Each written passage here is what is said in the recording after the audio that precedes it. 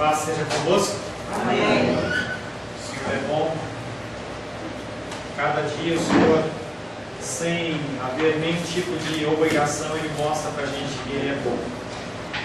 Ele mostra que as misericórdias dele duram para sempre. Cada dia que a gente acorda e pode abrir os nossos olhinhos e ver tudo que Ele tem feito para nós, é motivo de agradecimento e motivo de alegria.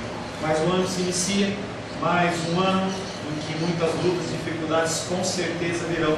Não adianta eu dizer para você que é a vitória, é a glória e não vai acontecer nada. Não vai acontecer. Mas como eu falei ontem, Ele nos garante que Ele está conosco. Que Ele está conosco, que Ele promete que estará conosco até o último dia. E quando esse último dia chegar, um novo tempo iniciará na eternidade ao seu lado. E é um tempo também de muita alegria. Tenha no teu coração espírito de gratidão.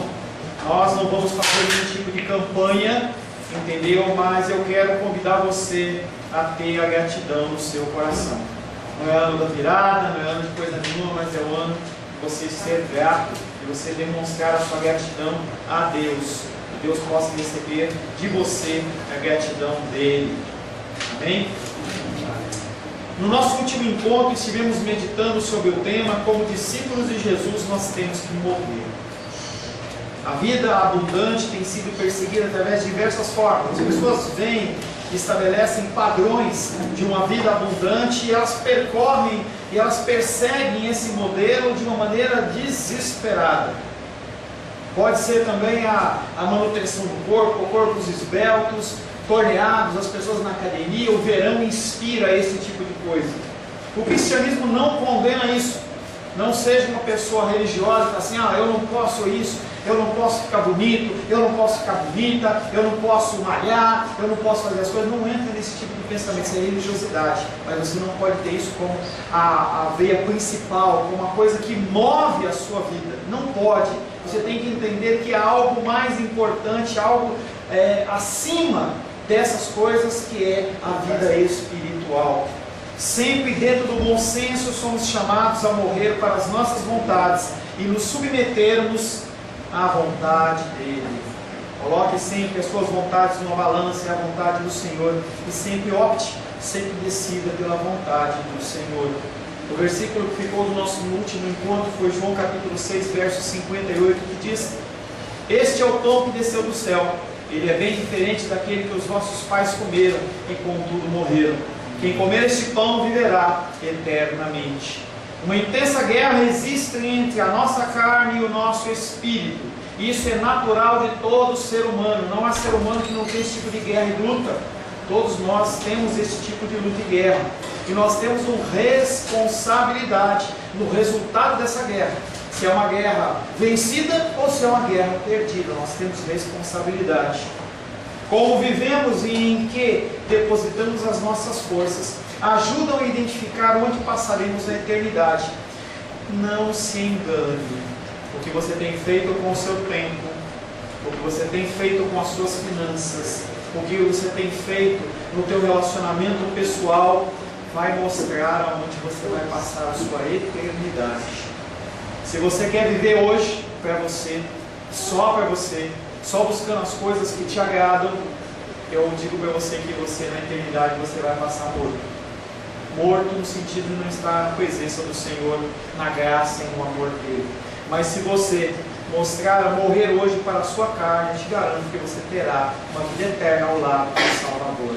Você tem opções, você tem decisões a serem tomadas, você tem responsabilidade. O título dessa palavra é muito semelhante ao do último encontro. O último encontro é como discípulos de Jesus temos que morrer. E o título de hoje é não morrer para a sua carne que afasta de Jesus. Parece que é a mesma coisa, mas não é. Aqui está falando muito da minha e da sua responsabilidade. Porque as coisas são colocadas na tua presença e você às vezes prefere fazer uma coisa ou fazer outra. E o Senhor, em grande parte, Ele permite isso. Porque nós não somos robô.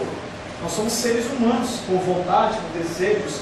E o Senhor, Ele fica mostrando para a gente onde está o nosso coração.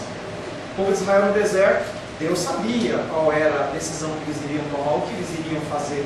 Ele sabia que Moisés ia murmurar, ia bater na pedra, que ele não iria entrar na terra prometida, mas quando Deus ele nos coloca em provas e em situações, Ele está querendo que nós venhamos a conhecer o nosso coração.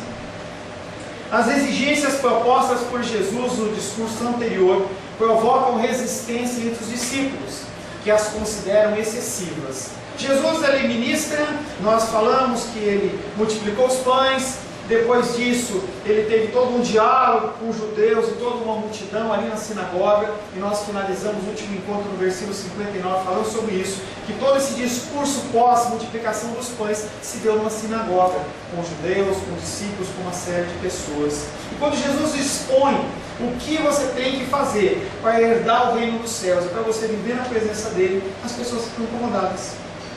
Elas acham que é demais. Eles interpretam mal a morte que Jesus anunciava, considerando-a uma fraqueza. E em consequência negam-se a segui-lo no amor até a morte. Quero convidar você a abrir a palavra de Deus no Evangelho de João, capítulo 6. Nós vamos ler do verso 60 em diante. Verso 60 em diante.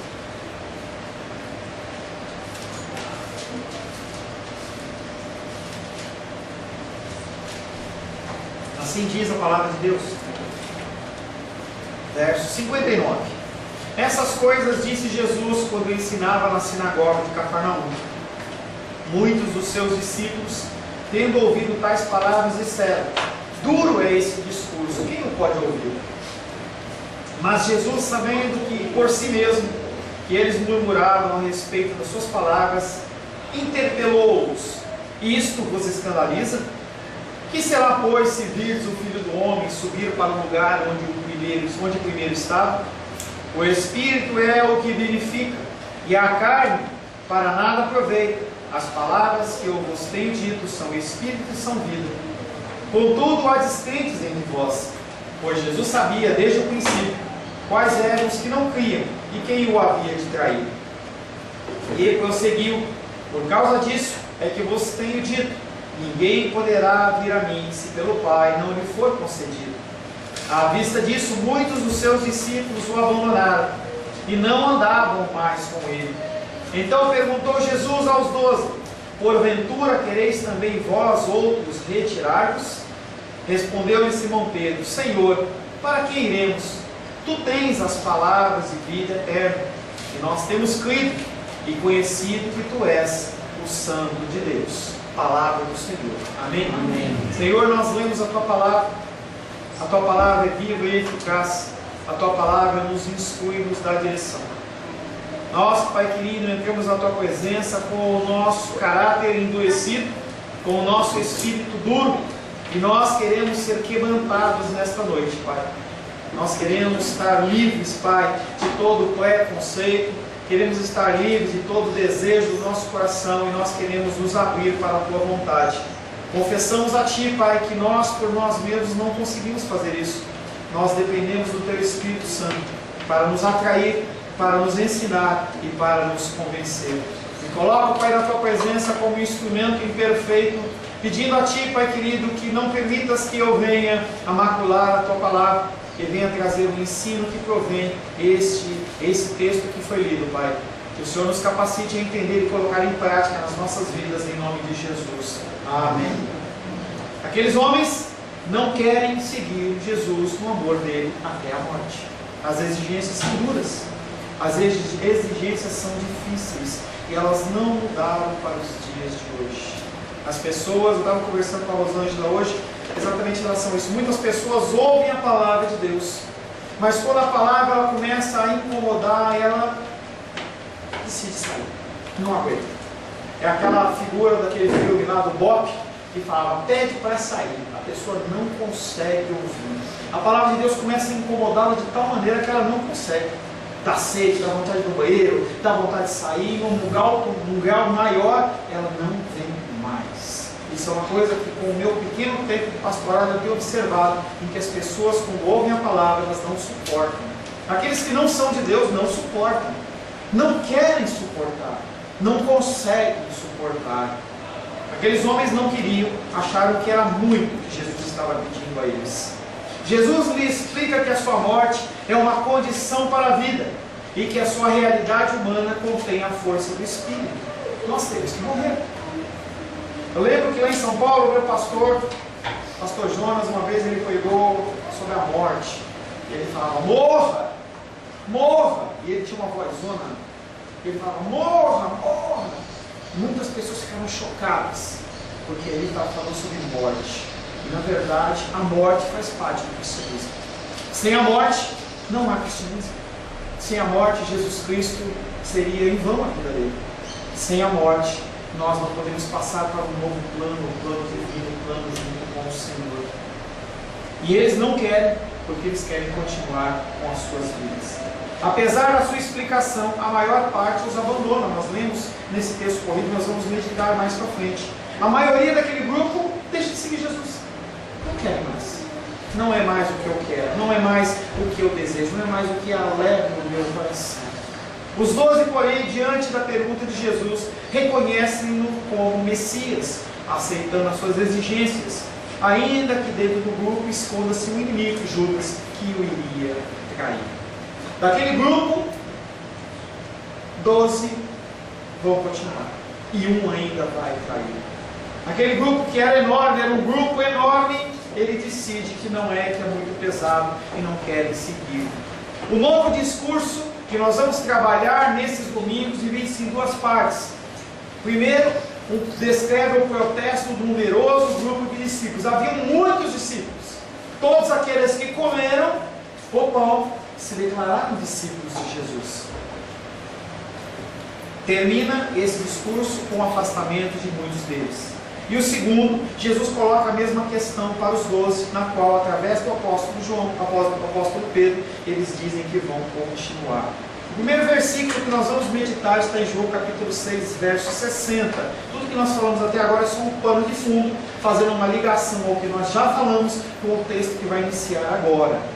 João 6,60. Muitos dos seus discípulos, tendo ouvido tais palavras, disseram, essa palavra é dura, quem pode escutá-la? Encerrou-se a cena de Cafarnaum e aparecem de novo os discípulos com Jesus, logo após a descida da barca. Não só os judeus, mas muitos dos seus discípulos, daqueles que comeram os pães, acharam difícil seguir os ensinamentos de Jesus Cristo. Entenda uma coisa, esses discípulos que estão sendo citados não são homens que eram fiéis. Eram homens que situacionalmente se diziam discípulos de Jesus. Discípulo é alguém que num momento determinado está andando com aquele mestre. Não é alguém que necessariamente tem uma vida ligada a ele. Por isso que a gente vê, e nós vamos tratar bastante sobre isso no dia de hoje, a respeito do que é ser um discípulo. Você ter uma carteirinha de igreja, você ter sido batizado, você ter uma mamãe e um papai cristão, ou você ter uma vida de vir para a igreja, te torna discípulo? A resposta é não. Quantas pessoas estão enganadas com esse pensamento? Mas pastor, a palavra de Deus diz que aquele que crê e for batizado será salvo. O problema é o crer e não ser o batizado. O batizado é apenas uma expressão exterior de algo que está dentro do teu exterior. Muitos batismos são batismos vazios, batismos convencionais, batismo porque as pessoas obrigam, ou porque é uma necessidade, uma pressão da família, mas nada mais é do que simplesmente humano. Ser discípulo é algo mais que isso. Esse discípulo nem sempre é um cristão. Alguém que confiou de forma salvífica em Jesus. Esse é o primeiro ponto, que você, para realmente ser um cristão e um discípulo dele, você tem que crer na salvação em Jesus Cristo. A segunda, você tem que ser entregue pelo Pai. Não é algo que é decisivo por você. Não é você que no momento emocional, um pastor inflamado, ele pula, ele dança, a musiquinha no teclado, e aí você se emociona, você levanta a mão. Não é isso. Deus, ele tem que ter conduzido você a Jesus. E o terceiro, você tem que nascer no Espírito. Você tem que ter mudança. Você tem que ter transformação. Não é simplesmente vir para a igreja. Não é só isso. Isso faz parte. Você está congregando, faz parte. não é algo que é opcional.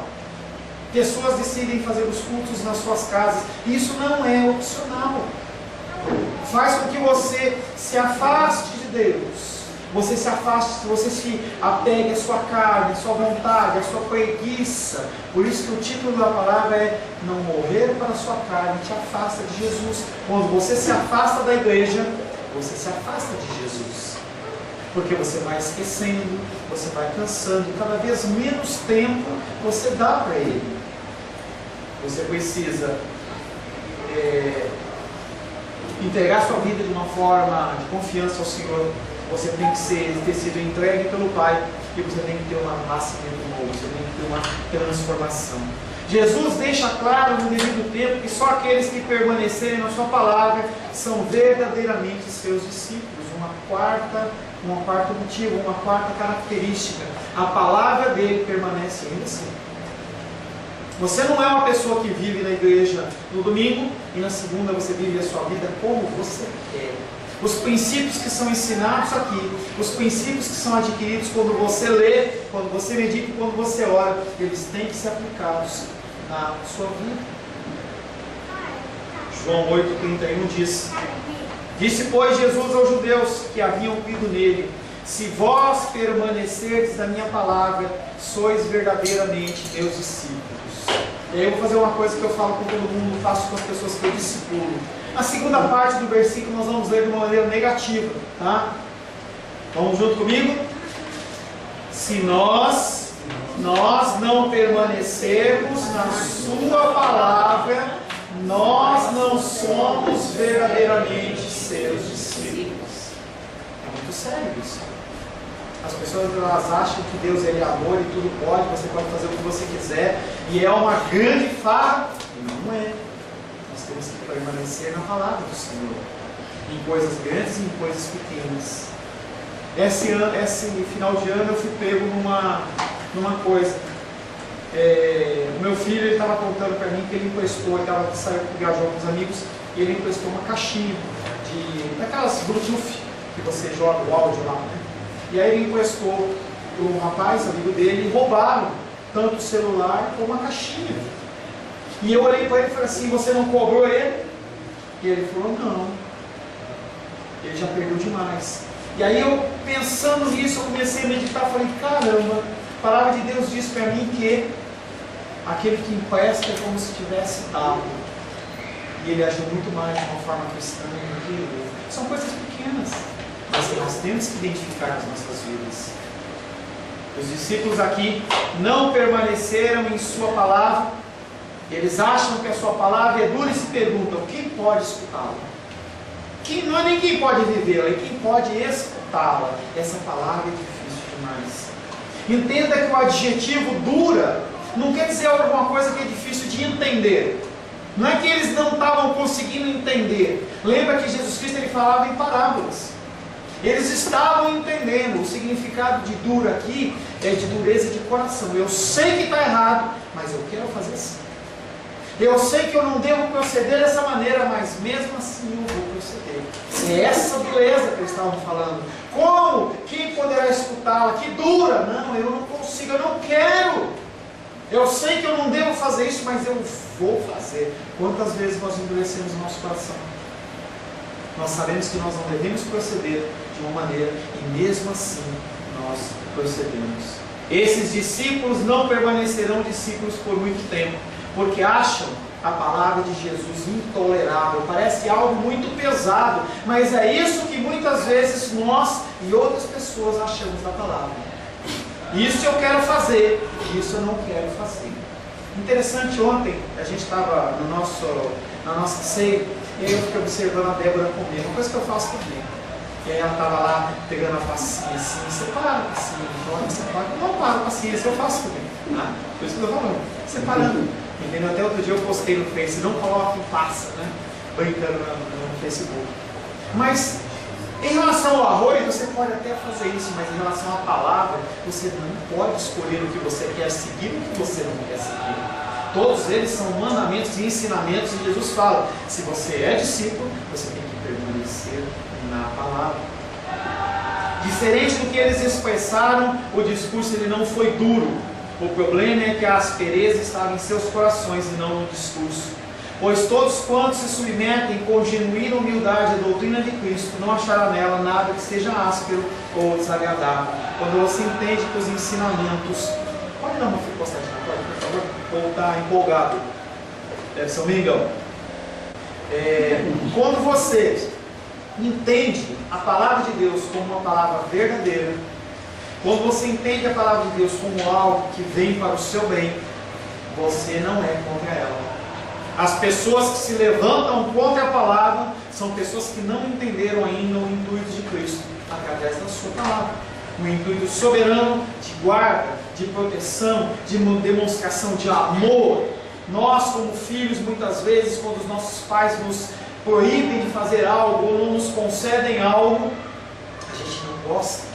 Qualquer idade, seja pequeno, seja grande, a gente não gosta que os pais nos corrijam. Mas na verdade o que eles intentam, o que eles desejam, na sua grande maioria das vezes, é algo que vai ser sim para o nosso bem. Porque às vezes, porque eles não são soberanos como Deus, e às vezes eles também erram. Todos os que submetem a genuína humildade à doutrina de Cristo não achará nada que seja áspero ou desagradável. Para os incrédulos, porém, Jesus afirma, citando Jeremias 23, 29, diz: não é a minha palavra, fogo, diz o Senhor, e o martelo que esmiuça a penha.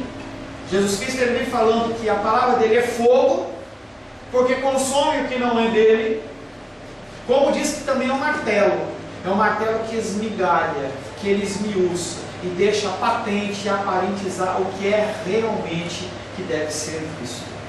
Visto, porém, que a mesma dureza natural de nós, não acha que você é diferente daqueles homens, nós somos naturalmente duros. Se julgarmos a doutrina de Cristo segundo os nossos sentimentos, nós vamos incorrer no mesmo erro daqueles homens. Sua palavra não passará de afirmações estranhas e absurdas. Nós dependemos de Deus. O entendimento da palavra, ela provém do Espírito Santo. Pessoas sentam para meditar através da palavra, mas não entendem nada. As pessoas, quando entram no começo do ano, e eu já estou vendo para a Luísa, já falei para ela que ela vai começar um plano de leitura da Bíblia. Se ela não ler aquela Bíblia inspirada pelo Espírito Santo, ela vai passar um ano, talvez ela leia a Bíblia, mas que não faça diferença nenhuma para ela. Nós dependemos de Deus. Se nós dependermos dos nossos sentimentos, do nosso natural, nós estamos perdidos como aqueles homens estavam. Tudo que nos resta fazer, pois, é que cada um de nós se entregue à orientação do Espírito, para que Ele imprima em nós o que de forma nenhuma nós conseguiremos da nossa própria vontade, do nosso próprio querer. Nos dias atuais, os religiosos e falsos sacerdotes não só rejeitam o Evangelho de uma forma ousada, mas também o corrompem em enormes blasfêmias e as ensinam às multidões. Você olha os cultos nas televisões, nas igrejas, e você percebe que tem algo errado. Você não precisa ser um teólogo, você não precisa ser uma pessoa extremamente versada na Bíblia, mas as pessoas elas começam a ensinar coisas que parece que tem algo errado. As pessoas começam a falar coisas que não batem, simplesmente é algo estranho, que nem a passa, né, Débora? Não bate. É algo estranho, fala assim, parece que é alguma coisa que está fora, está brincando, a gente gosta, mas é um exemplo. Parece que não faz parte do prato, não é? Não é, para alguns, né? Para outros não. Mas se você olha para a situação, você fala assim, a pessoa está falando algo, mas aquilo não é verdadeiro. Pode até me agradar, pode até me trazer algum tipo de prazer, mas algo estranho existe. Os reprováveis com suas mentiras nada mais farão além de submeter esses ensinos, satisfazendo seus corações e no fim colhendo a mais terrível condenação. Há sacerdotes, há religiosos que ensinam coisas que não estão na palavra. E as pessoas que gostam disso, que se submetem a isso, são aquelas que são as reprováveis. 2 Timóteo capítulo 4, verso 3 e 4 fala dessas pessoas. Pois haverá tempo em que não suportarão a sã doutrina, pelo contrário, cercar-se-ão de mestres segundo as suas próprias cobiças, com o que sentindo coceira nos ouvidos, e se recusarão a dar ouvidos à verdade. Palavra muito dura. Entregando-se às fábulas. O que é uma fábula? Lembra da fábula do Esopo? Aquelas historinhas que tem um cunho moral? É isso que as pessoas se entregam. A pessoa ela vem, traz toda uma ideia, toda uma historinha e dá um cunho moral, e para a pessoa está ótimo, é só isso que eu quero. O meu coraçãozinho fica satisfeito, eu não quero me complicar. E para aqueles que ouvem e acham que é estranho, para aqueles que querem realmente ouvir a palavra de Deus, mas aquilo que eles, através da sua raiva, não podem suportar, não só será tolerável às pessoas modestas e passíveis de instrução, mas os suportarão e os confortarão. A palavra ela é dura para você como cristão. Você que é uma pessoa lavada e remida pelo sangue do Cordeiro, quando você ouve uma palavra de correção, ela é dura, mas você recebe ela como uma palavra do Senhor, com o objetivo de te moldar, de te transformar e te levar para algo melhor. As pessoas assim que assim são, suportarão a palavra e se sentirão confortáveis. 2 Timóteo capítulo 4, verso 5. O que fazer? Tu, porém, se sóbrio em todas as coisas, suporta as aflições, faz o trabalho de um evangelista, cumpre cabalmente o teu ministério. Essa palavra foi direcionada ao apóstolo Paulo para Timóteo, mas para você também vale. Você tem um ministério nessa terra, você tem algo a desenvolver nessa terra, e o Senhor fala, suporta as aflições. Não é dar braço de alegria, eu não vou ficar contente porque eu bati o carro, porque me roubaram, eu não vou ficar, mas eu suporto isso, porque o Senhor está no controle de todas as coisas. Eu suporto essas aflições e coloco a palavra de Deus em prática. Próximo versículo, João 6,61 é o último. Mas Jesus, sabendo por si mesmo, porque Ele é Deus, Ele é onisciente, mas Jesus, sabendo por si mesmo que seus discípulos murmuravam contra Ele, não os 12, mas aqueles outros discípulos, lhes disse, isso vos escandaliza? Você fica chocado? Você fica abalado com a palavra que é dura? Cristo sabia que o escândalo que os reprováveis sentiram não podia ser removido. Eles não eram discípulos verdadeiros. Eles não eram pessoas que tenham sido entregues pelo Pai. Não eram pessoas que queriam transformação. Não eram pessoas que tiveram uma transformação genuína. Não poderia ser transformado. Não há mudança, não há transformação. A doutrina não só os feriu, mas expôs a podridão dos seus corações. A palavra de Deus ela é luz para os nossos caminhos e lâmpada para os nossos pés, porque mostra os caminhos aos quais nós andamos ou queremos andar. Quando a palavra de Deus ela vem sobre a sua vida, é exposto o seu desejo, a sua vontade e o seu coração, e foi aquilo que aconteceu com aqueles homens. Ao formular a pergunta, ele queria dizer que não tinham razão para se escandalizar, ou pelo menos que o motivo para o escândalo não estava na doutrina, e sim nos seus corações. Devemos reprimir a perversidade daqueles que, impelidos por nada, mais além da raiva, difamam a palavra de Deus. Pessoas se levantam no seu meio de convivência contra aquilo que você acredita, contra aquilo que a palavra está dizendo. Nós temos parentes que vivem em outras denominações, em outros credos, que nós convivemos e temos que conviver com eles, que eles olham para a gente e eles discordam de nós. E você tem que ser firme na sua posição. Você não pode ser uma pessoa permissiva. Você tem que evitar confrontos, você tem que evitar discussões, mas você tem que ser firme nos seus posicionamentos. As pessoas adoram fazer debates. Vão fazer um debate entre batistas e presbiterianos, fazer um discurso entre evangélicos e budistas, e você vê aquele negócio pegando fogo, isso não ganha nada. Simplesmente soberba do coração dos homens. Eu ganho essa discussão porque eu sei mais. Isso não é cristianismo. Cristo não fala para nós entrarmos em discussões, pelo contrário, ele fala que a palavra branda acalma. Não quer dizer que você tem que se submeter, mas você tem que ser manso. Você tem que ter como objetivo maior a demonstração do amor de Cristo. Jesus sabia em seu íntimo, porque não tinham nada, não tinham ainda declarado publicamente, eles só estavam entre eles murmurando, só aquele buchicho. Não haviam declarado publicamente que lhes causava constrangimento, mas eles eram reprováveis em seus corações. Como pessoas que vivem desgostosas, sussurraram essas palavras uns aos outros em voz murmurante. Nós já explicamos qual a diferença de você ir à presença de Deus e você abrir o seu coração com as suas insatisfações, e você abrir o seu coração em meio de um grupo de pessoas que não pode fazer absolutamente nada. A diferença é que um não é pecado e a outra é pecado. Você abrir o seu coração de uma forma tipo vômito, você vomita nas pessoas, falando aquela insatisfação, falando mal de Deus, falando mal do pastor, falando mal do presbítero, falando mal do louvor, falando mal disso, daquilo. Não adianta nada. Você não está fazendo algo construtivo. Vá a Deus, que é quem pode te ajudar. Ou você procure pessoas com um objetivo e com uma motivação correta. Aquelas pessoas, elas não queriam ser convencidas. Não é que a pessoa estava com dúvida, eu não estou entendendo, Jesus me explica de novo. Eles não estavam falando isso, eles estavam procurando se aliar, eles estavam murmurando. Eu vou lá e falo com o Sebastião concorda comigo, aí eu vou lá e falo com a Glenda, a gente começa a formar um grupo que não concorda com a coisa para a gente tentar destruir, tentar quebrar aquilo que a gente não aceita.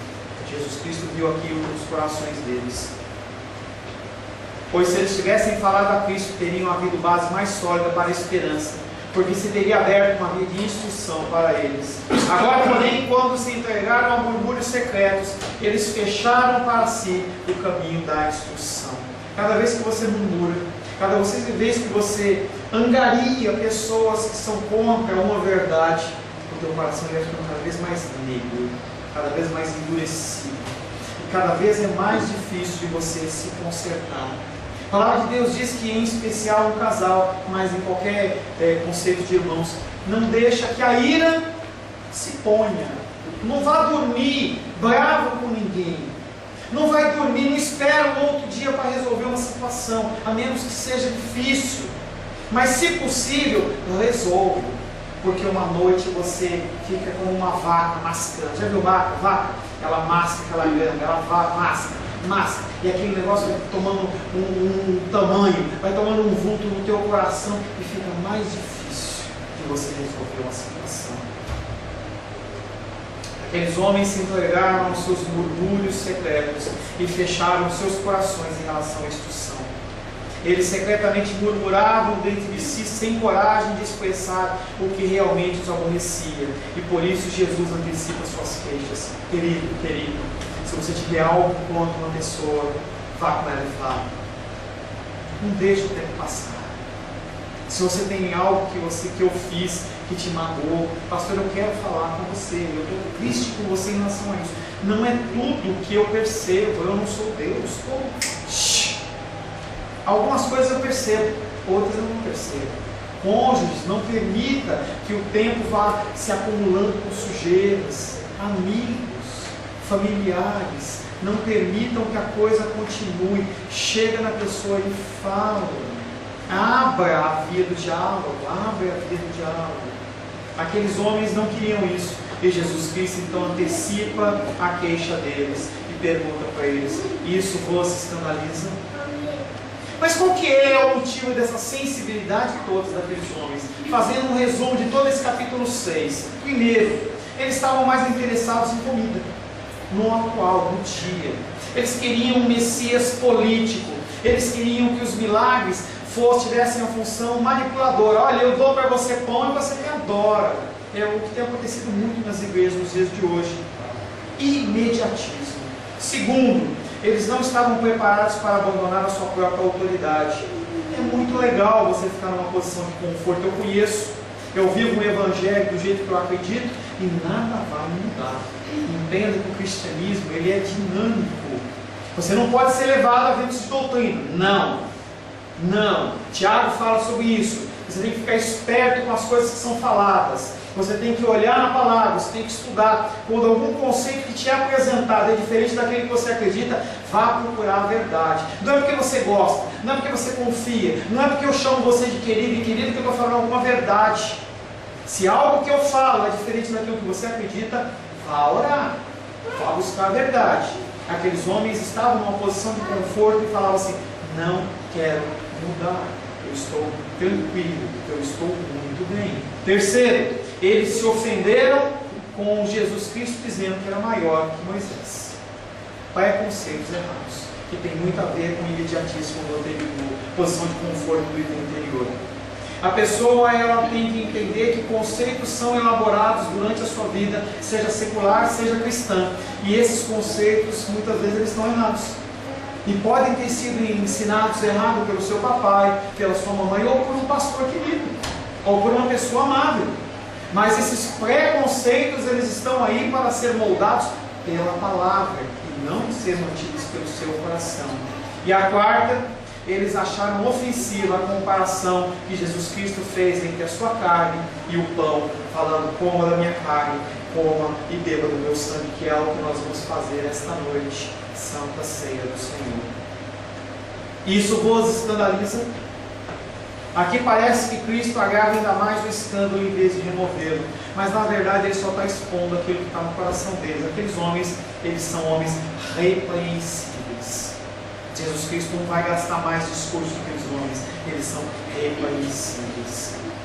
Se alguém examinar detidamente a base do escândalo, perceberia que na afirmação seguinte haverá paz em suas mentes. Se houve naquele grupo alguém que era realmente cristão, o próximo versículo vem trazer paz, que é o versículo que nós vamos trabalhar na semana que vem, que é o João 6,62, que diz: o que será quando virdes o Filho do Homem subir para onde estava antes? Declara esperança. Aqueles que são de Cristo, eles conseguem segurar as aflições, suportar as aflições, fazer a obra do evangelista, viver a vida de uma forma cristã, porque tem uma esperança. Jesus Cristo, ele veio. No Antigo Testamento, as pessoas olhavam para um Cristo que iria vir. As pessoas que viviam na época de Jesus Cristo estavam vivendo o conceito do Messias vivo. E agora nós olhamos para um tempo futuro em que Jesus Cristo, ele voltará. Não mais como um cordeirinho, não mais como um advogado, mas como o leão da tribo de Judá. Um leão que vai julgar a mim, vai julgar a você, e não tem nada que você possa fazer depois que esse julgamento se iniciar. Feche seus olhos. Senhor Deus, nós, como princípio da nossa vida, nós queremos obedecer. Na verdade, nós queremos viver a nossa vida intensamente, nós queremos viver para os nossos prazeres, nós queremos viver para as nossas vontades, mas a Tua Palavra não diz isso. A Tua Palavra, Pai querido, nos declara que nós temos que morrer. Que da mesma maneira que o Senhor se entregou, Pai querido, se despojou de toda a Sua glória, a Sua majestade, a Sua divindade, e morreu, nós temos que morrer. Não necessariamente de uma forma física, mas muitas vezes de uma forma espiritual.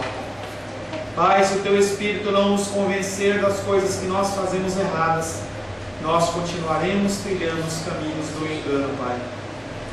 Precisamos, Pai, que o Teu Espírito nos constranja e nos convença. Eu, Pai querido, sou aqui apenas uma voz. Cada irmão e irmão aqui, Pai querido, é apenas uma voz.